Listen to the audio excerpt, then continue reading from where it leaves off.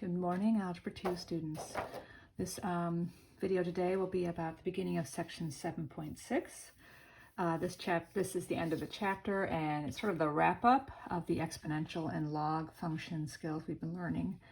We're going to spend a couple days on this, and today we're going to be learning how to solve what are called exponential equations. So here's a simple definition of an exponential equation. It says an exponential equation is an equation with it's the key part, the variable in the exponent position. So if you've got an x or a y, and whatever the variable is in the equation as an exponent, you might want to use some of these techniques I'm going to show you today to solve the equation. So an example of an exponential equation is I'll just make one up here. 2 to the x equals 10 plus 2 to the 3x. Let's say you had that. The variable is x, and it's in the exponent. That's an exponential equation. But another example that is not an exponential equation, let's say 3 equals 2x squared minus 4x. That is an equation that does have an exponent in it too, but it is not an exponential equation because the variable is a base. It's never in the exponent. So there's a distinction there. So the things we're doing today are some techniques that are not, a little different than what we've done in the past, and your goal is to learn them. So there's a useful property for solving exponential equations. Is called the property of equality for exponential equations, and it says if a positive number if b is a positive number other than 1, then b to the x equals b to the y is true if and only if x equals y. What it's saying is, hopefully this makes sense. Like if you had 2 to the x equals 2 to the y, that means x has to equal y. If the bases are the same and they're each raised to an exponent and you're saying they're equal, then those exponents have to be equal. It's very important. I'm just going to make a note here. The bases are the same when you use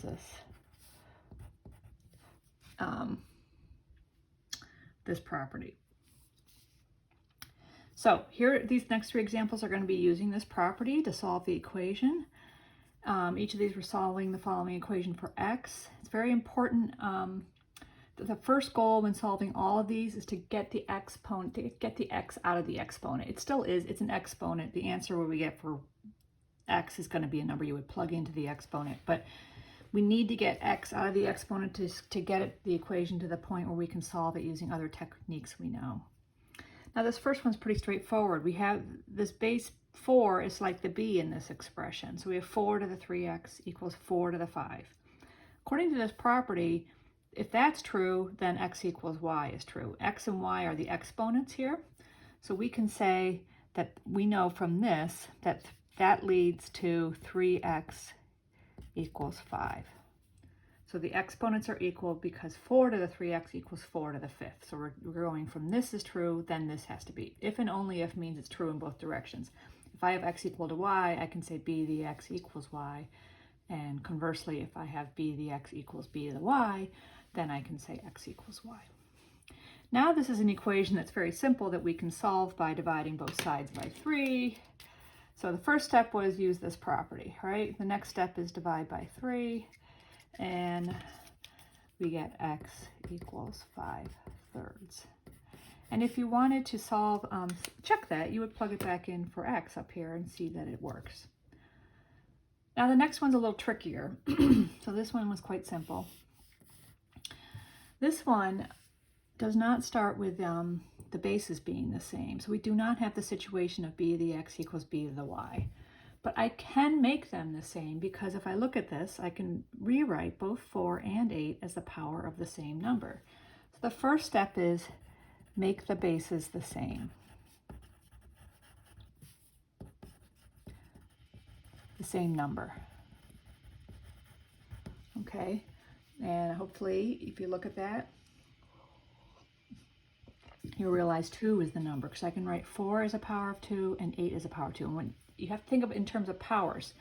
You're not going to use 4 and say 8 is 4 times 2 because that doesn't help you. What we're going to be, you'll see in a minute, you need to think of 4 and 8 as powers of the same number. So to do this, I'm going to rewrite 4 as, I'm going to make a note here. I'm going to underline this 4 and say I'm rewriting 4 as 2 squared, okay? And that was raised to the 2x power. I'll do this other one in a different color. 8, I'm going to rewrite as 2 cubed. And that was raised to the x minus 1 power. I'll put little parentheses around my x minus 1 to remind myself I'm going to combine that 3 with both those and with my equal sign. So this is the first step if you're going to use this property, is to get those two bases the same. Now I'm going to use exponent rules to simplify this a little bit. So 2 to the 2, that's not a great 2 there, but that's a 2. 2 to the 2 to the 2x is 2 to the 4x. And on the right side, I have 2 to the 3x minus 3. If I distribute those, if I multiply the exponents, we're using the rule where you multiply the exponents because it's the power of a power rule. Now I have the same bases, so now I can use this rule, right? So now I can say, using that, I have 4x equals 3x minus 3. And this is now a linear equation that's easy to solve. I can minus 3x from both sides. So I get x equals negative 3, and that's it. And you can plug this back in. You would have 4 to the negative 6. If I plug negative 3 in equals 8 to the negative 4, you might say, I don't know if that's true. You could check it on your calculator. I'll put in 4 to the negative 6. So that's negative 3 times 2, and I get 2.4. 4, 1, and so on. And then I'm going to put in 8. If I put negative 3 in for the exponent here, I would have 8 to the negative 3 minus 1. That's 8 to the negative 4. So I'll put in 8 to the, and I'm going to use the minus down here, negative 4, and hit enter, and it's the same. Okay, so we have the correct solution. These don't pick up extraneous roots like some of the techniques you've learned this year, but if you're curious to see if you did it right, you can plug it in that way. Okay. So this is one more, similar to the one we just did. It's saying solve this. It looks pretty complicated, but it's definitely an exponential equation because we have a variable up in the exponent. And in a situation like this where you have both sides having the exponent, but the base can be thought of as a power of the same number, that's when you can use this technique we did here. So my first step is to rewrite 81 1/3 as powers of 3 because they're both powers of 3. So again, I'm going to do the same thing. 81, you may remember, it's 3 to the 4th. So I'm going to write it as 3 to the 4th. So all I did was replace 81 with 3 to the 4th. It's still raised to the 3 minus x power. That equals 1/3 I can think of as 3 to the negative 1, right? Using a negative exponent, and then this is 5x minus 6. Because that's already there. All I did is replace each base with an equivalent expression. That's the first step.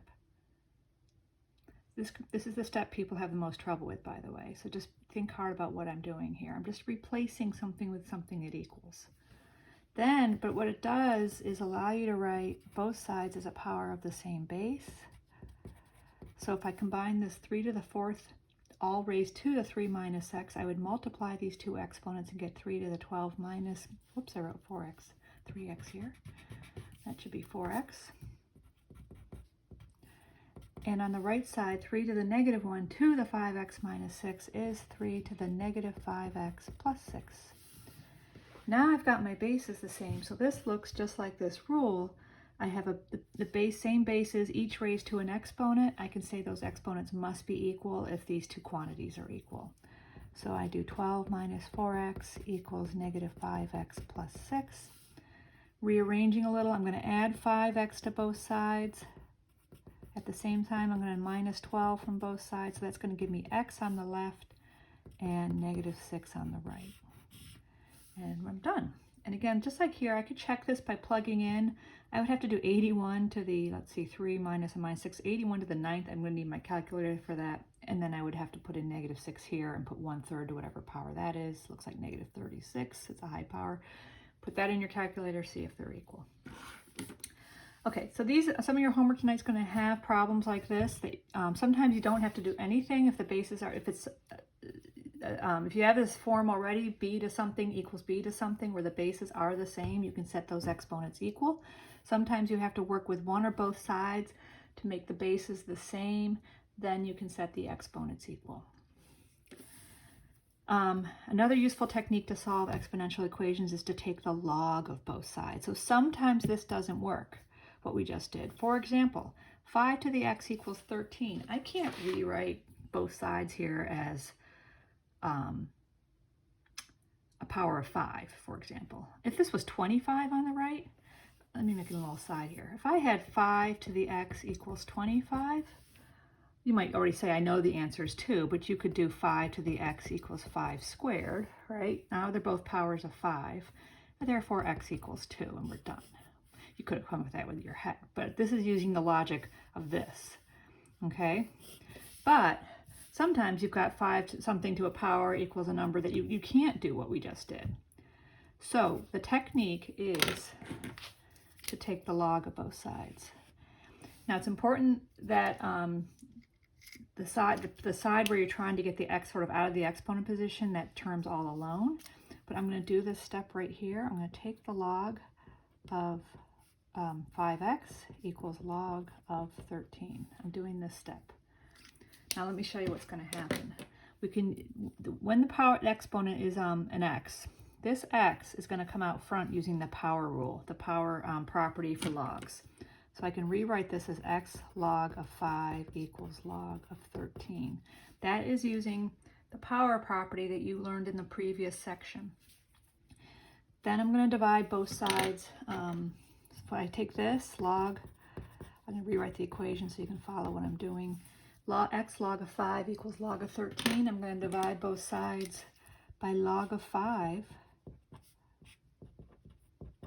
to get x alone, because this is x times log of 5. Those reduce, and I get x equals log of 13 over log of 5. And then this, by the way, when I take the log, I could take any log of both sides. I could have taken the log base 20 of both sides if I wanted, but usually you use log base 10, common log like I did, or you can use natural log ln. At the end, you want this expression, you're going to use your calculator to evaluate, so you really want something to be that your calculator has. So I'm going to show you what to do at this point. I have x equals log 13 divided by log 5. I'm going to put in log 13, close my parenthesis, divided by log 5, close my parenthesis, and hit enter. So that is the correct way to do that. And I get 1.59. I'm going to take this to 3 decimal places. Since this is just a 1 here, 1.6 is kind of a little too much rounding. Let's make this to 3 decimal places at least. And I'm rounding this 3 to 4 because there's a 6 after it. So it's 1.594 approximately. Now one last example, really similar to this one, except the expression where the term where the x is not alone. So if you want to take the log of both sides, if you want to be able to do this step here, if I took the log of both sides at this point, I'd have to take the log of 2 to the 3x minus 5 equals log of 10. That's not very useful because I can't take that. This exponent can't be pulled out because this expression that I'm taking the log of is more complicated than just something to an exponent. So we don't want to take the log of both sides at this right out of the gate here. Instead, I'm going to move this 5 over and get 2 to the 3x equals 15. Now I'm taking the log of both sides. Makes sense. I'm going to take the log. I'm going to do this one with my pencil more. Of 2x, 2 to the 3x equals log of 15. All right, taking the log of both sides, but you do it at a time where you can actually use that power rule to pull this in front. So the whole power is 3x. I'm going to put that in front. So I get 3x log of 2 equals log of 15. Divide both sides by log of 2. And I get 3x equals log of 15 over log of 2. And then finally, I have to do, this one's a little more complicated. I really want this to be, you can get the decimal number here, or you can get this to be exactly what you want. At this point, I'm going to multiply a 1/3 into both sides. And that would take care of 1/3 times 3x is just x. And I have this equals to log of 15 over 3 log of 2. That 3 is not times this 2. This is log of 2, so this 3 is in front here. That 3 is right there. And then, let me put that like that. So let's say x now is, making a mess here. I'm going to go to the calculator at this point, and you could have used natural logs if you wanted to. I want to get a calculator approximation of this. We're going to do log of 15, close my parentheses. Don't forget to close your parentheses. If you hit divided by right there, you're going to not get what you should get. So log of 15 divided by 3 times log of 2. Do you see? So we saw what we did, and I get about 0.118. That's my answer. Okay. If I wasn't sure I did it right, I could plug this in for x, multiply it by 3, raise 2 to that power, and subtract from 5, and I should get close to the right answer. If you're using an approximation, it's not going to be exact. All right, that's it.